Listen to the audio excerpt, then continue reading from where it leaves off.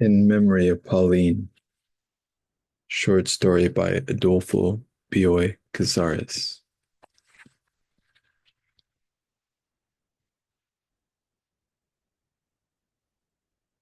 I always loved Pauline. One of my earliest memories is of the day when Pauline and I were hiding under a leafy bower of laurel branches in a garden with two stone lions. Pauline said, I like blue. I like grapes. I like ice. I like roses. I like white horses.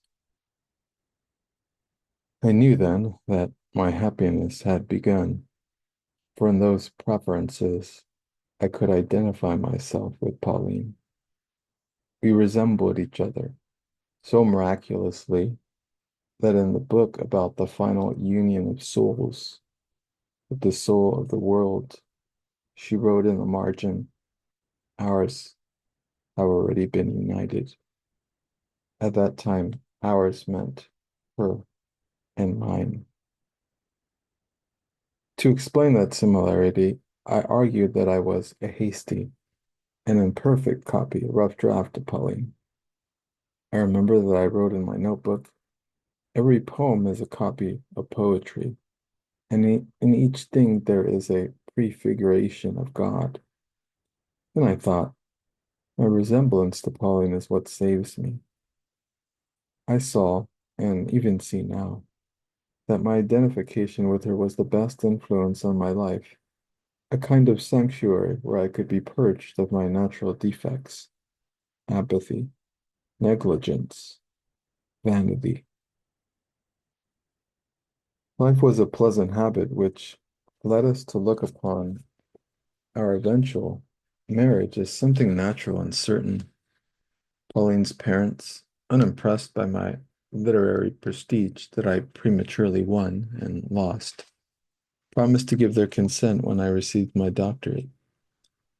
And many times we imagined an orderly future with enough time to work, travel, and love each other. We imagined it so vividly, we were convinced that it could not fail to come true. Although we spoke of marriage, we did not regard each other as sweethearts. We had spent our whole childhood together, and we continued to treat each other with the shy reticence of children. I did not dare to play the role of lover and tell her solemnly, I love you. But still, I did love her, and I was mad about her, and my startled and scrupulous eyes were dazzled by her perfection. Pauline, like me, liked to entertain friends. She always made the preparations, attended to the guests, and secretly pretended to be the mistress of the house. But I must confess that I did not enjoy those affairs. The party we gave to introduce Julius Montero to some writers was no exception. The night before, Montero had visited me for the first time. He came in brandishing a voluminous manuscript which he, with an air of a tyrant, read to me in its entirety, secure in his belief that an unpublished literary work conferred on its author the right to usurp as much of another person's time as possible. Soon after he left, I had already forgotten his swarthy and shaven face. The only interesting thing about this story he read me, Montero urged me to tell him quite honestly whether it had too strong an impact, was that it seemed to be a vague attempt to imitate a number of completely different writers. The theme of the story was that if a certain melody issues from a relationship between the violin and the movements of the violinist, then the soul of each person issues from a definite relationship between movement and matter. The hero made a machine, a kind of frame with pieces of wood and ropes to produce souls. Then he died. There was a wake and a burial, but he was secretly alive in the frame. At the end of the story, the frame appeared near a stereoscope and a galena stone supported by a tripod in the room where a young girl had died. When I managed to change the subject, Montero expressed a strange desire to meet some writers. Why don't you come over tomorrow afternoon? I suggested. I'll introduce you to some.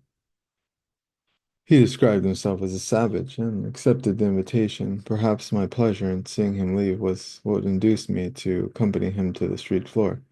When we left the elevator, Montero discovered the garden out in the courtyard.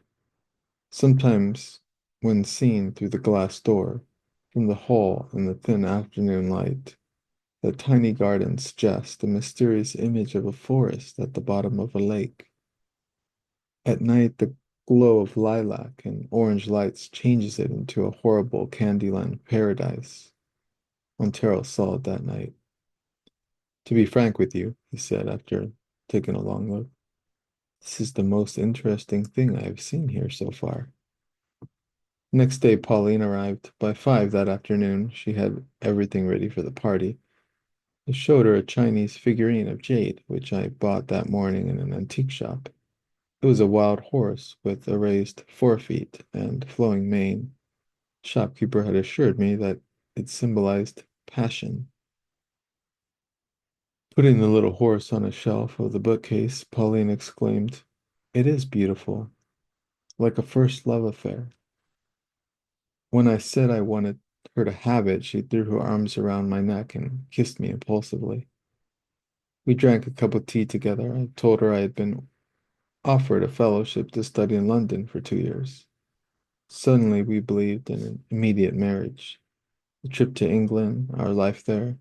We considered details of domestic economy, the almost enjoyable privations we would suffer, distribution of hours of study, diversion, rest, and perhaps work, what Pauline would do while I attended the classes, the clothes and books we would take.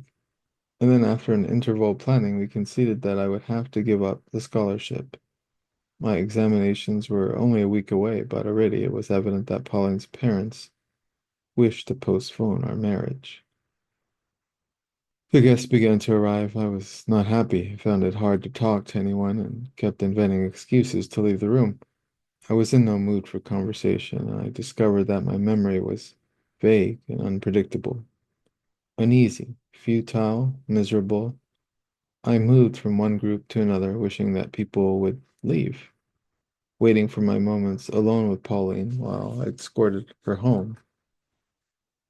She was standing by the window talking to Montero when I glanced at her. She looked up and turned her perfect face toward me, felt that her love was an inviolable refuge where we two were alone. Now I desired fervently to tell her that I adored her, and I made up my mind to abandon that very evening the absurd and childish reticence that had kept me until then from declaring my love. But if I could only communicate my thought to her without speaking, her face wore an expression of generous, ecstatic, and surprised gratitude.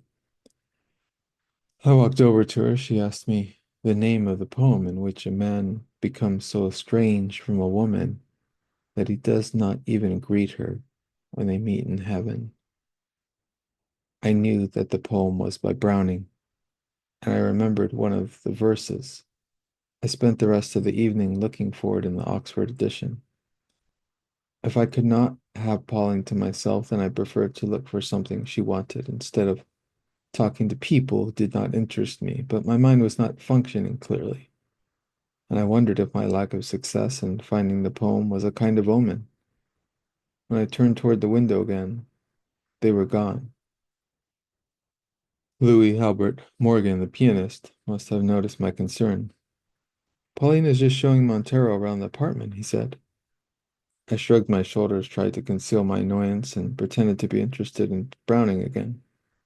Out of the corner of my eye, I caught a glimpse of Morgan entering my bedroom. I thought, he has gone to find her. He came out, followed by Pauline and Montero. Finally, someone went home, and then slowly and deliberately the others left. The moment came when no one was there except Pauline, Montero, and me. As I feared, Pauline said, "It's very late, I have to go." "I'll take you home, if I may," Montero volunteered quickly. "So will I said. I was speaking to Pauline, but I looked at Montero and my eyes were filled with scorn and loathing. When we came out the elevator, I noticed that Pauline did not have the little Chinese horse I had given her. "You've forgotten my present," I said. Went back to the apartment to get it and returned with the figurine. I found them leaning against the glass door, looking at the garden. I took Pauline's arm and tried to keep Montero from walking on the other side of her. I was pointedly left out of the conversation. He was not offended when we said goodnight to Pauline. He insisted on walking home with me. On the way, he spoke of literature, probably with sincerity and with a certain fervor. I said to myself, he's the writer, and I'm just a tired man who's worried about a woman. I pondered on the incongruity between his physical vigor and his literary weakness. I thought, he is protected by a hard shell. My feelings do not reach him. I looked with aversion at his clear eyes, his hairy mustache, his bull neck. That week I scarcely saw Pauline. I studied a great deal, and after my examination, I telephoned her. She congratulated me with a natural vehemence and said she would come to see me later that afternoon. Took a nap, bathed slowly, and waited for her while I leafed through a book about the Faust of Moeller and Lessing. When I saw her, I exclaimed, "You've changed." Yes. How well we know each other. You can tell what I'm thinking even before I speak. Enraptured, we gazed into each other's eyes. Thank you, I said. Nothing had ever touched me as much as that admission by Pauline of the deep conformity of our souls. I basked naively in the warmth of that compliment. I do not remember when I began to wonder whether Pauline's words had another meaning. Before I had time to consider that possibility, she began a confused explanation. Suddenly I heard her say, and that first afternoon we were already hopelessly in love. I wondered what she was talking about. He is very jealous, she continued. He doesn't object to our friendship, but I promised that I wouldn't see you anymore for a while.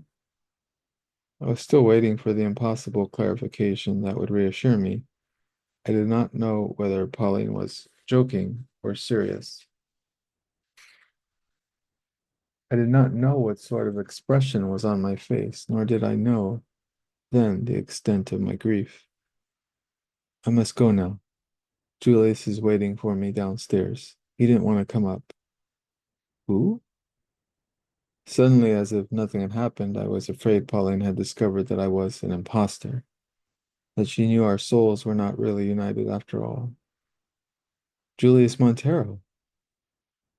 Her reply could not have surprised me, but on that horrible afternoon, nothing impressed me as much as those two words. For the first time in my life, I felt that a breach had opened between us. Are you going to marry him? I asked almost scornfully.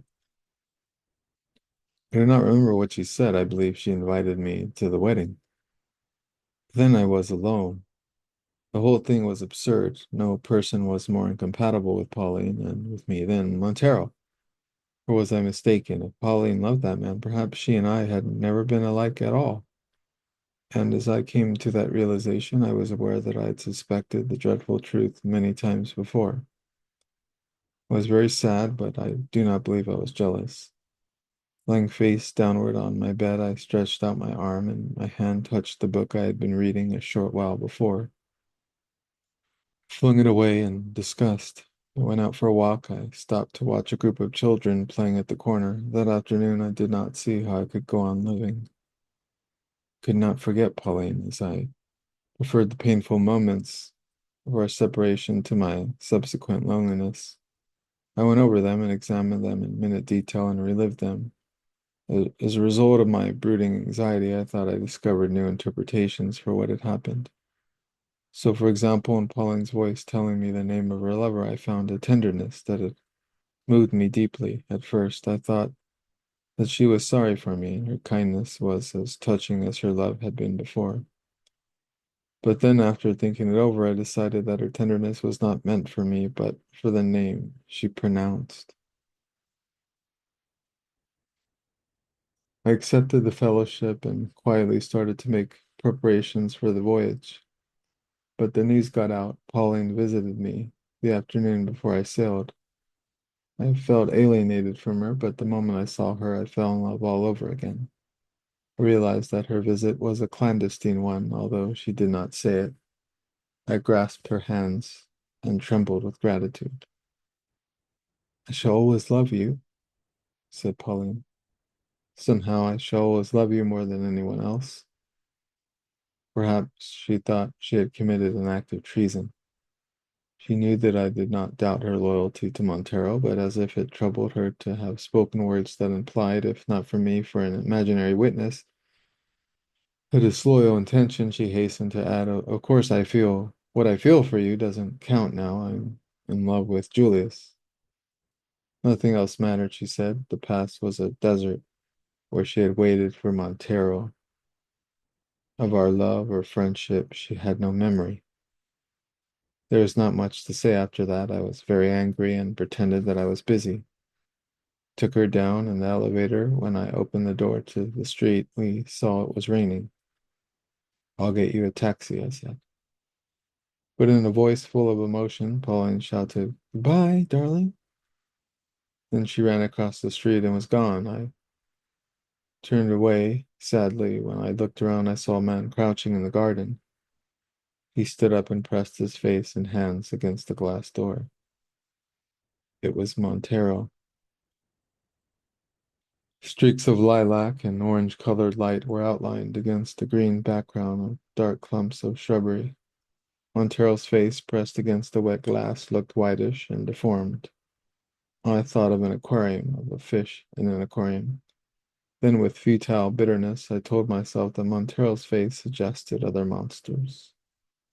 The fish mishappened by the pressure of the water, living at the bottom of the sea. I sailed the next morning. During the crossing, I scarcely left my cabin. I wrote and studied constantly. I wanted to forget Pauline. During my 2 years in England, I avoided anything that could remind me of her. From encounters with Argentines to few dispatches from Buenos Aires published by the newspapers. It is true that she appeared to me in dreams with such persuasive and vivid reality that I wondered whether my soul was counteracting by night the privations I imposed on it during the day. I eluded the memory of her obstinately. By the end of the first year, I succeeded in excluding her from my nights and almost in forgetting her. The afternoon of my arrival from Europe, I thought about Pauline again. I wondered whether the memories at my apartment would be too intense. When I opened the door, I felt some emotion, and I paused respectfully to commemorate the past and the extremes of joy and sorrow I had known. Then I had a shameful revelation. I was not moved by the secret monuments of our love, suddenly buried in the depths of my memory. I was moved by the emphatic light streaming through the window, the light of Buenos Aires. Around 4 o'clock, I went to the corner store and bought a pound of coffee. The bakery, the clerk recognized me. He greeted me with noisy cordiality and told me that for a long time, 6 months at least, I had not honored him with my patronage.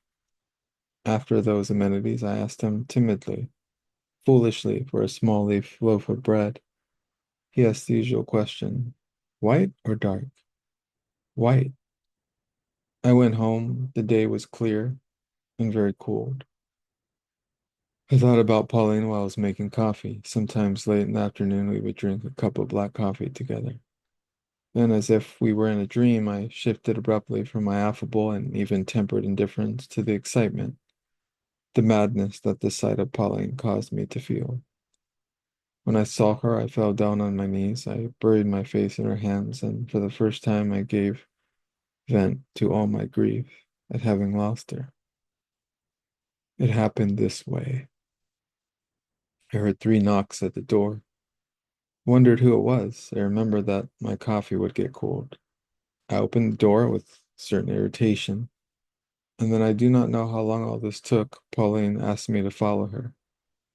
I realized that she was correcting, by her forceful actions, the mistakes of our past relationship.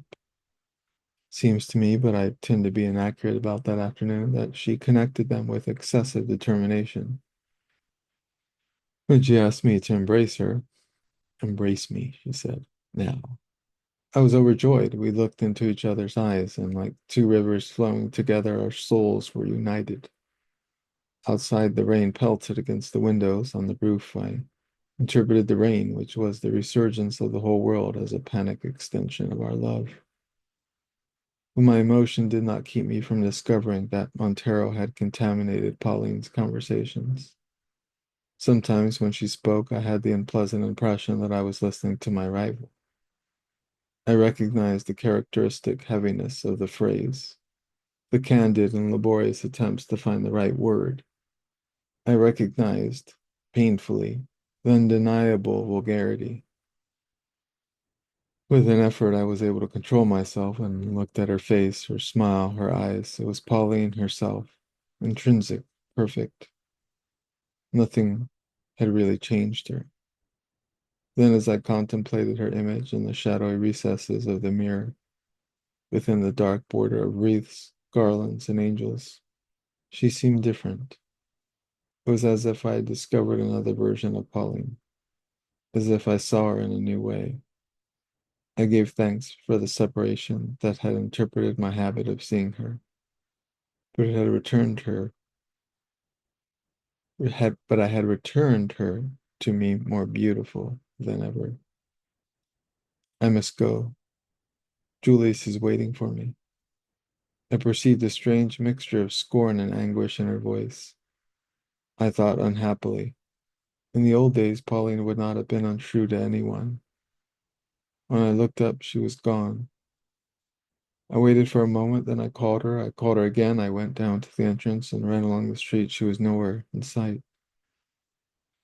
I went back into the building, shivering. I said to myself, the shower cooled things off, but I noticed that the street was dry. Returning to my apartment, I saw that it was 9 o'clock. I did not feel like going out for dinner. I was afraid of meeting someone I knew. Made some coffee. I drank 2 or 3 cups and ate a part of a piece of bread. Did not even know when Pauline and I would see each other again. I wanted to talk with her. I wanted to ask her to clear up some of my doubts. Doubts were tormenting me, but I knew she would clear them up easily.